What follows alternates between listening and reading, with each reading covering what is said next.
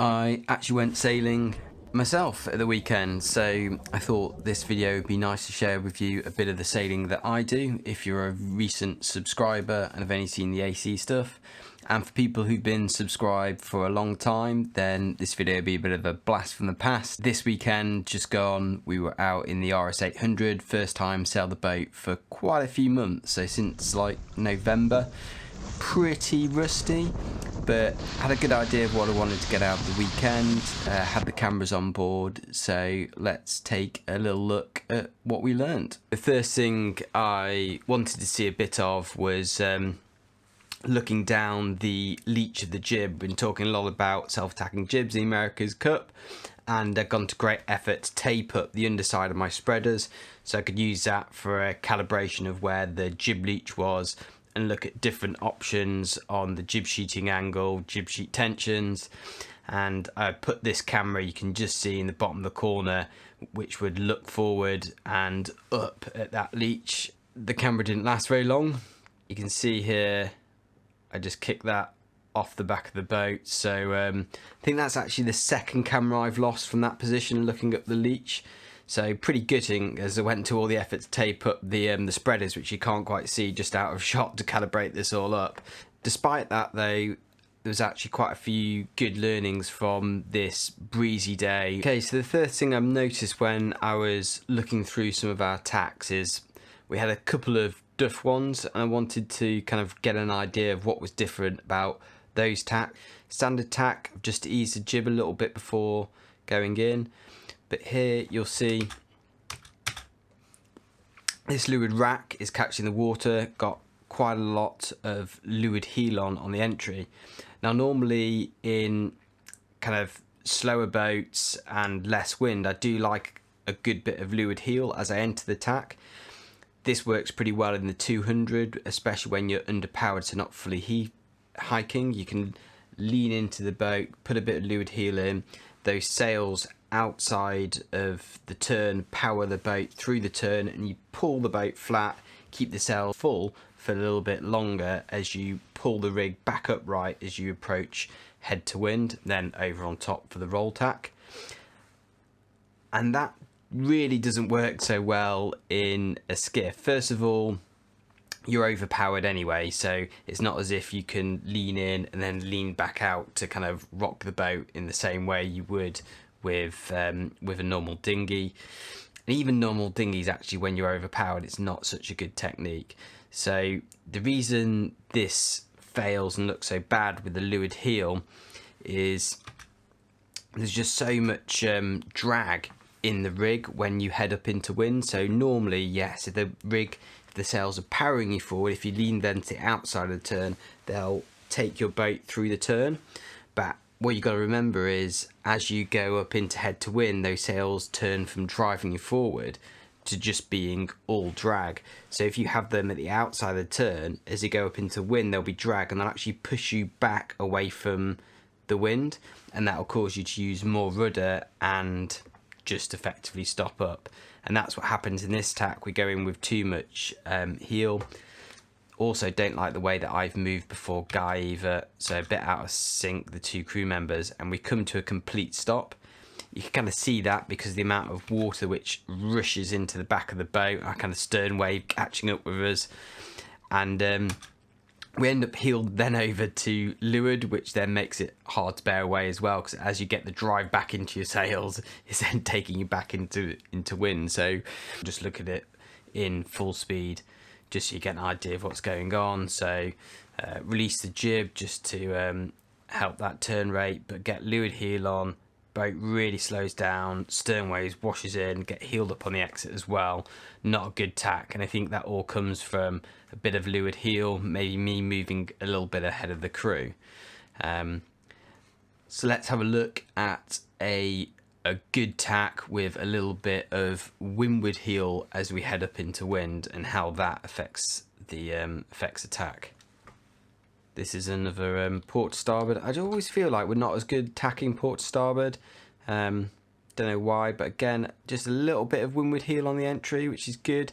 Rack's not quite touching the water, but it's good. Get a little bit of water in the back of the boat, but it's not flooding forward of the control lines. out the new side. Yeah, that's actually quite a good tack. Go back and watch that in full speed. First things first, crack a little bit of jib just to open up the leech of the jib, help the boat turn into windward. Little bit of windward heel just as we head up, and then back with a little bit of windward heel on the new tack just to bear away and get going. But that's for us, normally our port starboard tacks aren't as good, but that was really nice. So good to see. Also, it's nice to show you some not so good maneuvers. So this is us going downwind, and this is a double jibe. Watch it in full speed first, but really kind of a little bit of an ugly jibe. But the point of showing you this is, well, it's super scruffy. I drop the main, guy stumbles quite a bit, I stumble. But actually, one thing in the 800 you can do is just sit down and go for the jibe back, super stable from a sitting position, get things under control rather than push yourself to get stood up too quickly. You've got to remember, at the end of the day, as a helm, moving across the boat is important, but you're primarily there to steer. So if you need to just sit down, steer it through, get it back under control. Let's go back and just see what goes wrong on the entry. Here we go. So yeah, guy just slips a little bit there. I pause up because I don't want to run into the back of him, but we get a bit too much leeward heel on, rack's hitting the water, boat's heeled up, and then I'm just trying to slow the rate of turn down. I then drop the main sheet, boom goes out, boat loads up. So yeah, not a great first jibe. So yeah, I think this is a double jibe. We've not got much room down the harbour, so I think it must be. Yeah, this is what it's supposed to look like. Good couple of jibes there. The 800 is always a little bit more difficult to run through the boat quite as quick as you might on a 49er, just because the boom's a bit lower, so you always have to stoop a little bit to get in. But yeah, fairly charging downwind, pretty good fun. Let's have a look at that again, because so yeah, I see the crew's in, making way for me. Nice little jibe.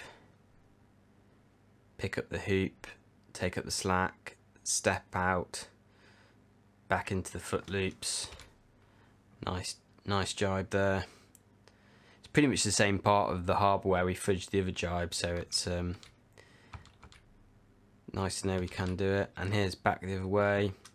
Flick the hips, unclip, step in, take probably an extra step there, but I think it's still fairly good jibe. Pick up the new hoop, hook on, take up the slack, step out, lower your body weight down, back into the foot loop, and yeah, back up to full speed. So pretty nice double jibe there, just as an example that we can do it. One thing we really looked at downwind was the jibes and what we're doing with the kite sheeting. So this is an earlier jibe, just pulling through normally, but what I feel sometimes is if that kite's pulled through too quickly, it's kind of pulling through against the wind. So obviously there the kite is being pulled through before the boom's gone across, before the jib's gone across, and you're kind of effectively just backwinding that kite by pulling it through too quickly. And it actually takes quite a while to set on the new side. Obviously you can see it's just kind of hidden by anything. There's not any breeze moving through the boat in that direction to actually set that kite anyway, so pulling it through too early. It's very hard actually to get a feel for it in light winds, getting the kite set and the pace at which to pull it through. I think sometimes you're obviously in the mode where you just want to get that kite through to the new side and powering as quick as possible, but actually what's important is just having a little bit of patience with that kite. So it's driving. See, I'm just stepping under the boom, but that kite is still actually filled and pulling. As the boom goes across, and it's only then that they do the checking pull on the old sheet, and let it just kind of blow through to set itself. You just step out onto the wing, get a bit of windward heel on just for the boat to steer itself. Rack's just touching the water, kite just blowing through, and then flattening the boat off. Actually, I think that's a really nice jibe.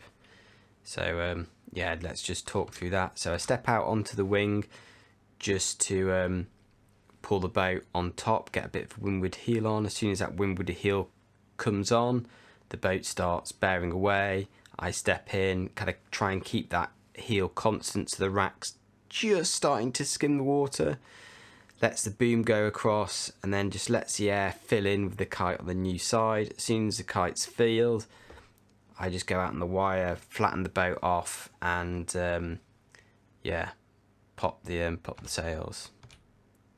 Here's another one out on the wire. Poured a bit of kicker on.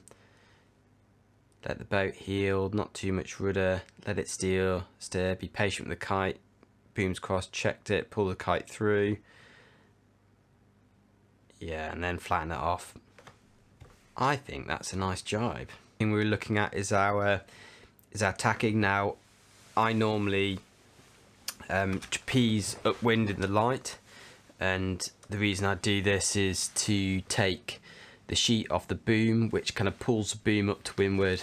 Obviously, early in the video I was saying about leeward heel on the entry to tack. Now, because it's light winds and we're not fully trapezing, you can kind of put a bit of leeward heel on, and then as the boat goes up into the wind, you pull that leeward heel flat by extending yourself on the trapeze and kind of pump into the tack, which I think is fine in light winds because the sail is driving through more of the tack and you've got extra leverage to throw at it.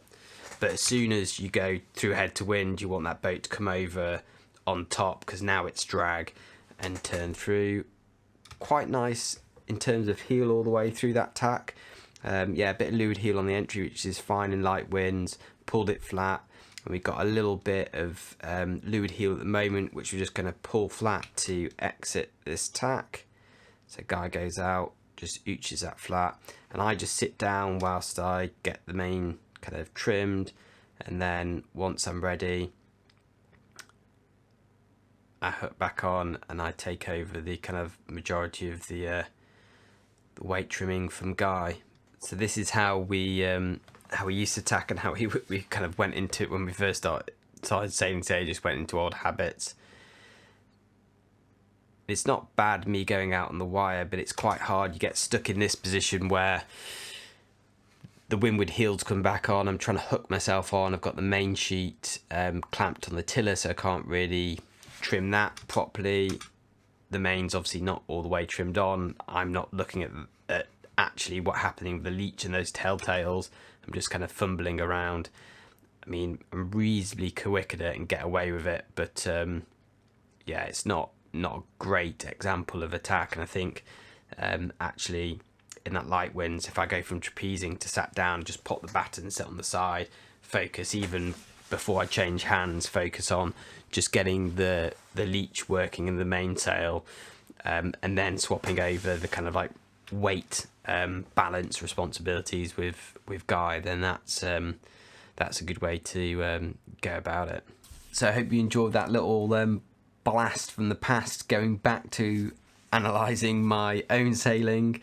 I think that was fun, and I'm always amazed at how much I learn even now after sailing a boat for quite a few years just by watching back a bit of footage. So yeah, hopefully you've enjoyed that. Next video will probably be back to America's Cup again. In the meantime though, I'll be at the dinghy show this weekend on the RS sailing stand with the RS 800s. So if you're going to be there at Farnborough on Saturday, then swing by the stand and say hello. See you around.